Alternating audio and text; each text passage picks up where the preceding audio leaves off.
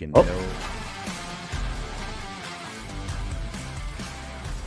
are Locked On Eagles POSTCAST, part of Locked On Sports Philadelphia, on the Locked On Podcast Network.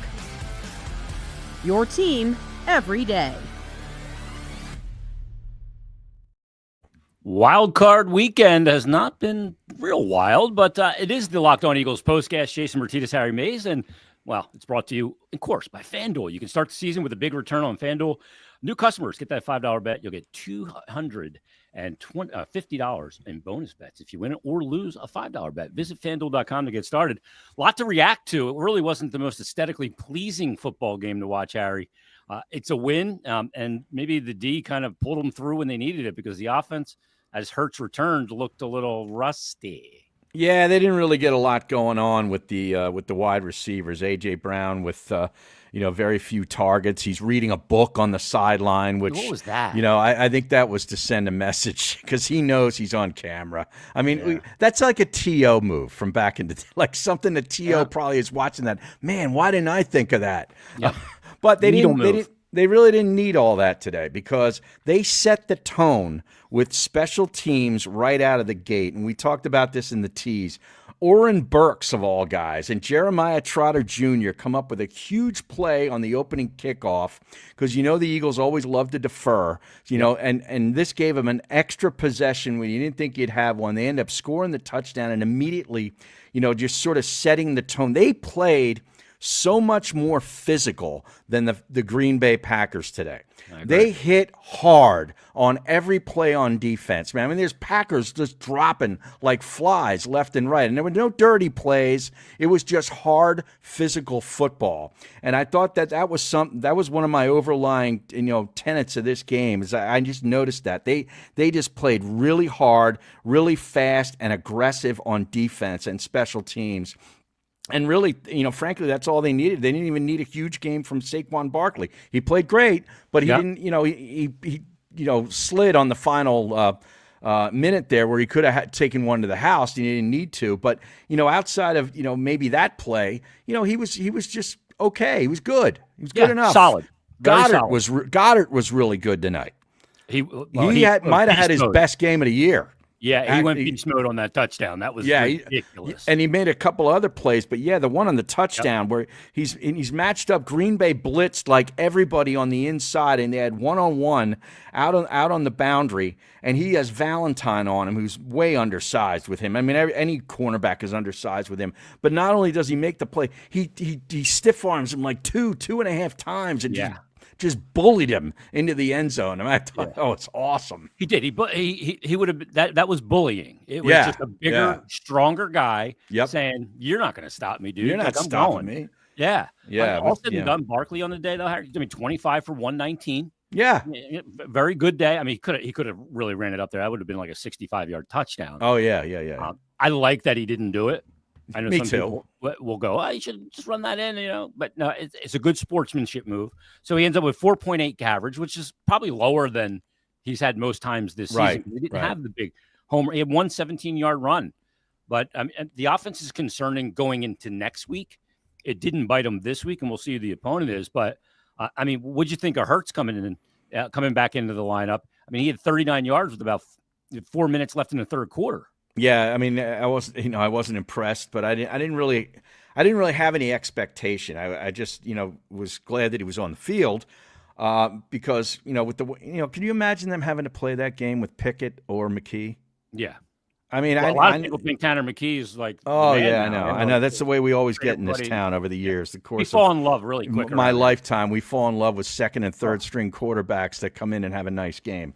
But, it's just good to have him out there. He did, in fact, go into the blue tent in the second quarter, apparently. I was watching, I had Twitter up, and I saw, I forget who the reporter was. Was it E.J. Brown? He put up Hurts entering the blue tent, and then I tried to check it with Tim McManus and Jeff McClain and some of the others. They didn't have it in there. So he must have seen it. And then I saw that he came out of the blue tent, but did not meet, the trainers didn't gather with him after he came out. So everything must have been okay. I don't know what they checked him for. But when I saw that, I'm like, Maybe it was. I know Slay left the game for a little while, came back. He looked like he had a shoulder. He made his first interception of the year. Do you believe that? Is that right? Yes. Wow. That INT was his first one, as it was Jahan Dotson's first touchdown as an Eagle. Yeah. The first touchdown. Let's talk about that touchdown because we're talking about Hurts. Yeah. And on the play, I mean, he had all day and all throw the ball. And eventually Dotson works his way open in the back of the end zone. It was a great throw. I thought Hurts was on his way at that point to a really strong day. Had a good pass to A.J. Brown early. Yep. But the offensive play calling was a bit of a head scratcher for me. Yeah, it really was. They got A.J. involved in the second possession, I believe, where he made a nice play. But then after that, he just, was really not involved. Now, he made a great block on the Goddard touchdown. Yeah, and another one, too, earlier. I had sent you a text. That was a great block. Right. It was on a run up the right side for Saquon. He peels, seals up the edge.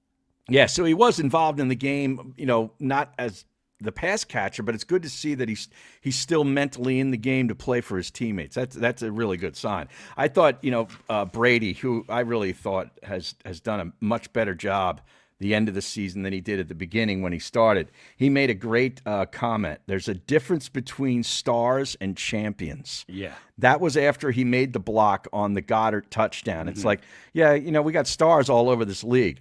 But champions are guys that, maybe they're not involved in the offense catching the ball, but they're making blocks. They're doing the little things for their teammates. And that's what that was all about. I thought that was really good. It's a great point because a lot, the wide receiver position, the stars, a lot of them are divas. Yeah. And they just want the ball. Give me the damn ball. And that's what it's all about. And I'm not out there to block. I'm out there to make plays. Right. But yeah, I mean, he's a big guy too. So he's a guy that can handle blocking. Reminds you a little bit, maybe not to this degree, but of Hines Ward, the way that guy could block in the run game. He's like a tight end. He was like an offensive lineman out there wide. The mentality to be able to go out there and not only block guys, but make sure with good technique and everything too.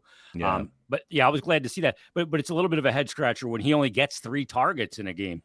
You want to get your quarterback back in and get him kind of into a rhythm. That's been kind of his favorite weapon this year. Why only 3 targets to him is what I found odd. Yeah, I found it odd too. Now, obviously, we don't know who they're going to play next week because we still got 2 more NFC playoff games yet to play tonight and tomorrow night, so we'll see. But, who knows? Maybe that comes back to bite him. I don't know. I mean, Jake Elliott was a concern coming in. We've, been sort of following him all throughout the season here on the Eagles postcast, and he missed an extra point, and you're thinking, oh boy, here we go again. That's but then he made a couple of field goals. Yeah, you're thinking like, that's going to come back to bite him. Maybe the point spread, screw him there. But McManus missed a field goal, and I thought this was a big deal. The Eagles were up 10-0, and the Packers finally got a drive going. And in fact, this was where Slay went down, hurt, left the field for a while. They kept using this Kraft, the tight end, doing this tush push where he'd come in motion and go under center and to get the tush push and get the first down. And then Nakobe Dean got hurt and left the field on a cart. Then they had 3rd and 13 at the Eagles 20 with empty backfield, and Love got pressure and incomplete pass. They had to kick a field goal. It was a short field goal, and he missed it. Shanked it right. And you're thinking, wow, what a deflating thing for Green Bay. So that was key. Yeah, they kind of dodged it there. They win the turnover battle again, like all these things that are indicators of the winner in NFL football. And ultimately, they end up winning the game at 22-10. It didn't feel like a 22-10 game to me. I thought it'd be a little bit pretty midway through the third quarter, we kind of feel like we're on the rocking chair. Yeah. And the Eagles would be controlling everything. But, in the third quarter, that Green Bay got going a little bit. They did. They go down and they score the touchdown. Yeah, and it really is incredible because they lost Romeo Dobbs early on. He had that. Yep. He had the extra padding on the helmet. Obviously, he had a concussion a couple of weeks ago. Must have hit his head on the turf in that end zone play. He's out, and then they lose Reed, who really is their best wide receiver. They came in without Watkins, Christian Watkins, who was their big play guy who tore his ACL in the Bears game. You're down your top 3 wide receivers. That's impossible. I mean, my goodness. Yeah, I mean, look, I give them credit. They hung in there today. Yeah, with all they those did. Injuries. Jacobs, I thought was great in the game. He only ends up with 80 or 81 yards. But dude, the guy was an animal. That run down to the 1 was ridiculous. Oh yeah, Shirts getting pulled off. Yeah, that was I forget how long that run was. 20 That was some 31. odd yards. Was it 31? 32 yards. 32 yards. Yeah. That reminded me though of the game the other night with Penn State and Notre Dame. Love, the running back for Notre Dame. It wasn't a 32-yard run. It was in the red zone, but man, he must have broken like 4 or 5 tackles to get down to the half-yard line. It's just, total like guts, man. Yeah. Just love to see that. He's a handful. That guy is just a bear to get down. He never gives up. And you think you got him wrapped up, and then he keeps going. Let's take our first time out. We're going to come back. We're going to talk about this game some more, maybe what lies ahead, some concerns, some things that need to be cleaned up for the Eagles, certainly as well. We'll be right back after this on the Locked On Eagles postcast. Hey, growing your small business in 2025 comes down to how well you can hire. And let's face it, better hires start with smarter insights. That's where LinkedIn comes in. With strongest hiring data available, LinkedIn helps you identify the right candidates for your job, giving you the confidence to make the best decisions. I've used LinkedIn Jobs myself, and I can tell you it's a game changer when it comes to hiring the right fit. Small businesses, they're wearing a lot of hats these days, so every hire is crucial. LinkedIn gets that. That's why they connect you with the best candidates using data you won't find anywhere else. From unique skills and interests to the connections you share, LinkedIn helps you find the right person for the job. In fact, 72% of small businesses say LinkedIn has helped them find high-quality candidates. It's so important to make the right hiring decisions, having access to insights like what skills candidates have or how they're connected to your network. That helps you feel confident when you pull the trigger. Hire smarter this year and find your next great hire on LinkedIn.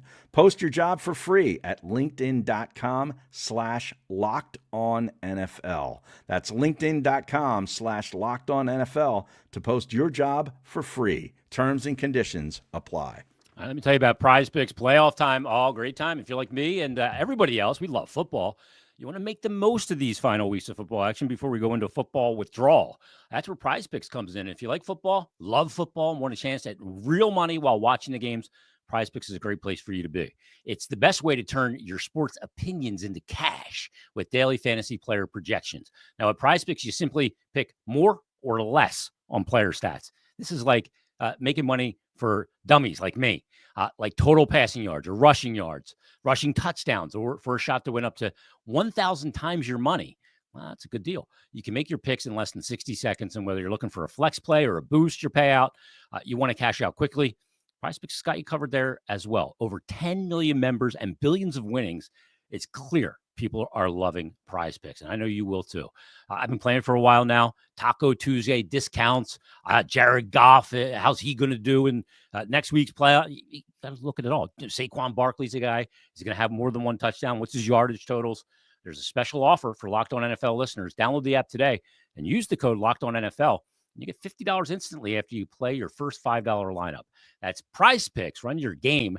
Download the app today and use code Locked On NFL to get $50 instantly after you play your first $5 lineup. Prize Picks. Run your game. Eagles 22-10 winners, wild card weekend, as they are going to move on in the playoffs. I think the best news, Harry, is they're still going to be home next week. That's good news. Yeah, absolutely. I mean, regardless of who they play, that'll be huge. And you got to figure, Hurts would be better. They're obviously going to be, gearing up to try to get more of the pass game involved, I would think. I mean, I really don't know, what really went into this thing this week with the game plan with Hurts, kind of working his way through protocol.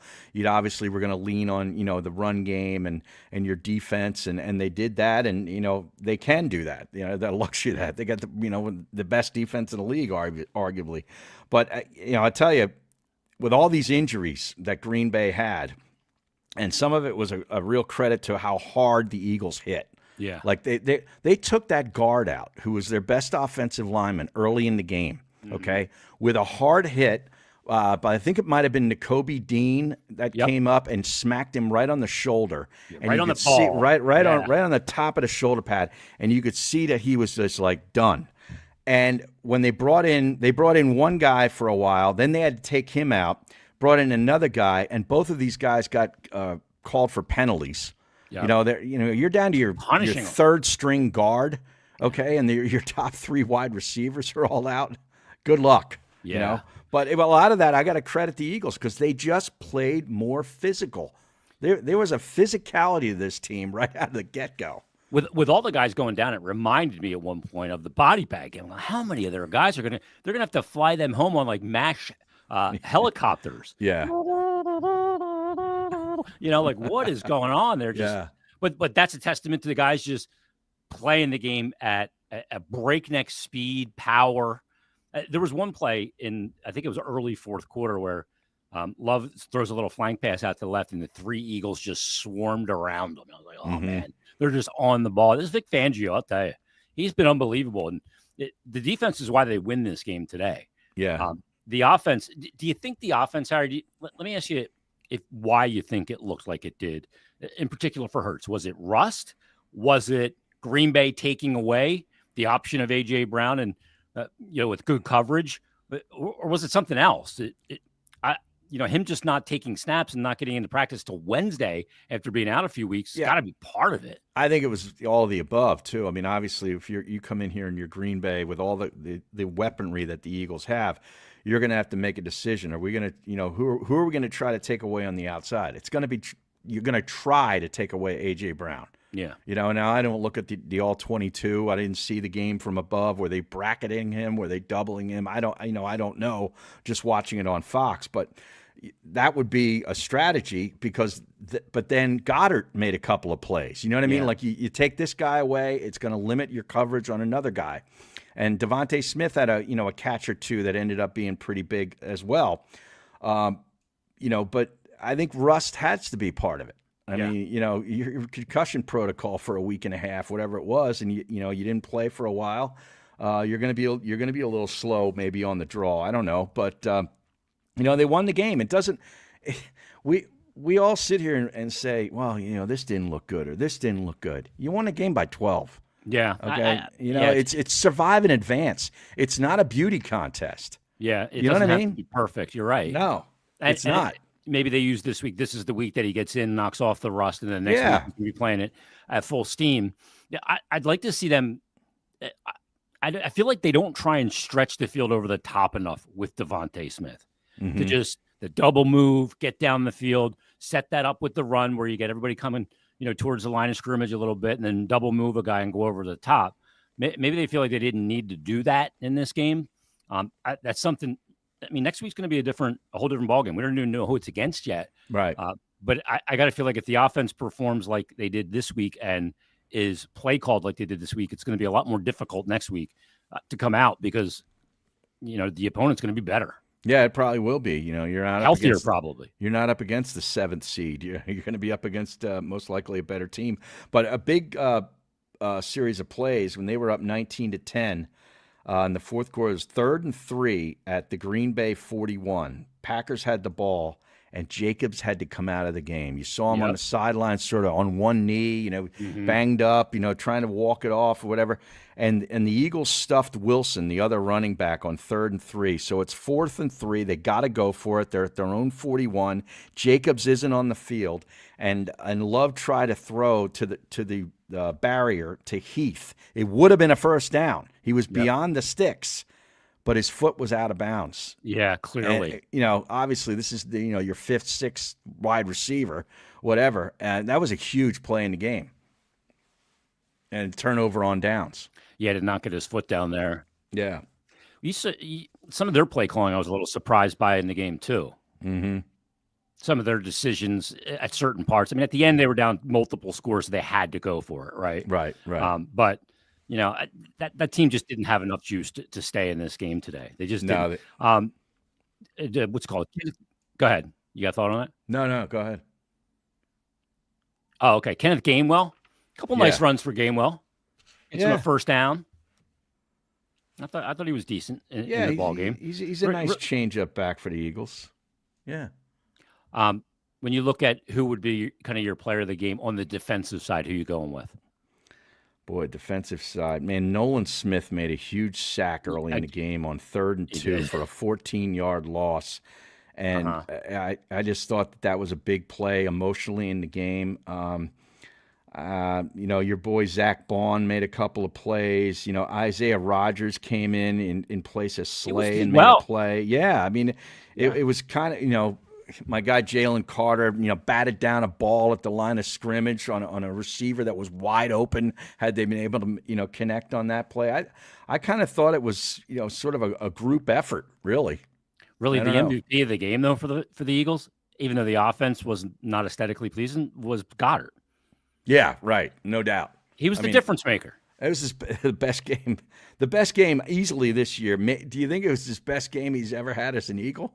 Oh, I mean, I'd have to really go back and look, but I mean, considering the stage in the playoffs, and they didn't have a ton going on in the receiving game, right? It was probably his most impactful, if not. Right. I mean, he only ended up with 4 catches and 47 yards. Like I know, bananas, but I mean, but that play when it happens and the way it happens, I mean, to me, it was like you said, it was bullying, and I think that does something to the opposition's psyche too. I agree, and Brady made mention it was a Gronkowski type play, which it really was. Well, you see him in the studio thing? I mean, he looked like his eyes were. Oh, Gronk. Oh like, yeah, dude, what did he do before they said you're on? Holy cow! Dial it back, Tony Montana. Is that coffee? Oh, I'd like some of that coffee. I'll tell you what, not Paul coffee. High energy. Wow. Yeah, not Paul coffee. Oh, his eyes were the size of saucers. Let's take our last time out. Harry's going to tell you about FanDuel right after this. All right, Jason, from big upsets to game-winning drives, the NFL playoffs are better with FanDuel. Just visit FanDuel.com to join today and get started with $200 in bonus bets. That's all at FanDuel.com because right now, new customers can bet $5 and get $200 in bonus bets guaranteed. That's $200 in bonus bets, win or lose. The FanDuel app gives you everything you need for live bets, same-game parlays, and so much more. Visit the website and share betting lines around your team or your league. Just visit FanDuel.com to join today and get started with $200 in bonus bets. That's all at FanDuel.com. Make this playoff season unforgettable with FanDuel, an official sportsbook partner of the NFL. All right, Eagles moving on after a wild card weekend win over the Packers. What'd you think of some of the other games this weekend, Harry? Texans blew out the Chargers. Yeah, a little surprised that, Herbert did not, obviously had an awful game, threw 4 interceptions. But I think the Chargers are they're ahead of schedule with the new coaching staff. They don't have a whole lot of talent. They've got a decent offensive line and a great quarterback. I think he's a great quarterback. And some defensive players, but they need some more weapons. McConkey's a rookie. The wide receiver's the best thing they got. So Harbaugh will figure it out. That was an embarrassing loss on the road. Great win for Houston. Now they got to go on the road to Kansas City. So good luck with that. Yeah. And I watched Baltimore. I figured that they'd roll the Steelers. I was kind of surprised that the Steelers made a couple of plays in the second half to somewhat make it interesting for a little while. But they, to me, Tomlin's at the end of the line. Yeah, and I know. I was going to ask you: does he stay or? Well, the Steelers don't fire coaches, No. So, but in any other franchise, this would be it. Yeah, because it just looks like nobody's responding to them. They have no offense. They got a quarterback who's at the end of the road. They're in a bad spot to me. But Baltimore, Lamar Jackson, big win for him, and they've got a lot of momentum coming into Buffalo. That's going to be an unbelievable game. Buffalo, Derrick Henry there, who had a ton of. I mean, he ended up in the game with 282 yards. Yeah, I mean, he's a freight train. Good luck. You're a cornerback in the NFL, and you got to step in front of that guy if he's got a 20-yard head of steam. Yeah, good luck. Not 280. But Buffalo at home, Denver makes this unbelievable drive at the start of the game. Bo Nix, he looked great, and it's 7-0, and you're like, oh my, wow, maybe we got a game. Yes, 31-7, I think was the final. Shut down the offense after that. Yeah. Josh Allen's so great to watch. Yeah, he can do everything. That's the thing. All right, so who the Eagles going to get next week, Harry? We still have 2 NFC games left. The Commanders tonight in Tampa to take on the Buccaneers, which I think is a dangerous one. And then tomorrow, the Vikings are now in Glendale to take on the Rams because they moved that game. Yeah, change How the do these venue. 2 games play out? Well, I think this Rams-Vikings game is going to be a really good one. The Rams are a team that nobody really talks about, but they got really good tough wide receivers that can make plays after the catch. They're two of the most physical guys in the league. And a great quarterback who's won a Super Bowl, a great coach. They've got some talent on defense. They're kind of scary to me. I think they could beat Minnesota. Yeah. Even in Arizona. And I think Tampa Bay is going to probably find a way to beat Washington simply because Washington's, sort of advanced. They're a year ahead, they're ahead of schedule. Yep. And they got a great young quarterback who's, had a tremendous year. He's going to be rookie of the year. But you get the playoffs, Tampa at home, Baker Mayfield and Evans, a tough combination to stop. I think Tampa gets the nod there. So if the Rams win, the Rams are going to take on Detroit. And so the Eagles will get Tampa in that scenario if Tampa wins? Well, no, wait. Let me go back and check. Detroit would get Tampa. Yeah, I think so because the Eagles will get Rams. Right. Yeah. Tampa's the 4 seed. Correct. Right. Yeah. So they would get the lowest seed to survive would go to Detroit. Yes, and the Eagles would get the Rams at home. Okay. So, well, that'll be interesting. The Rams have to come all the way across the country after all that's going on out there. Delayed move this week. Mm-hmm. That feels like a little disjointed for them, obviously, with the wildfires. Now, if the Vikings win, that's what. And Tampa wins, then Minnesota, I believe, would go to Detroit. Well, are they? What seed are they? They're a wild card. Oh, okay. Yeah, they would go to Detroit, and you'd have a rematch for the third time against Detroit. Detroit, that's great. Yeah, that thins the herd for the Eagles. You don't have to face a team like Minnesota and Detroit. Right. I think is the hardest path. Right. Then you'd get Tampa Bay, Baker Mayfield coming here. Yeah. Yeah. That would be. That's probably the one to root for. Yeah. Okay. So we're rooting for the Buccaneers and if you want to get Detroit, say you're going to win next week and beat the Buccaneers, I think you want Minnesota to win that game, take on Detroit again. Yeah. And they just played each other as well. So yeah, I'd rather take on Sam Darnold if I'm this defense than Matthew Stafford. Yeah. Wouldn't you? Totally agree. Yeah. Stafford's just, to me, he's the absolute gamer. Yeah, he is. I mean? And that coach is really good.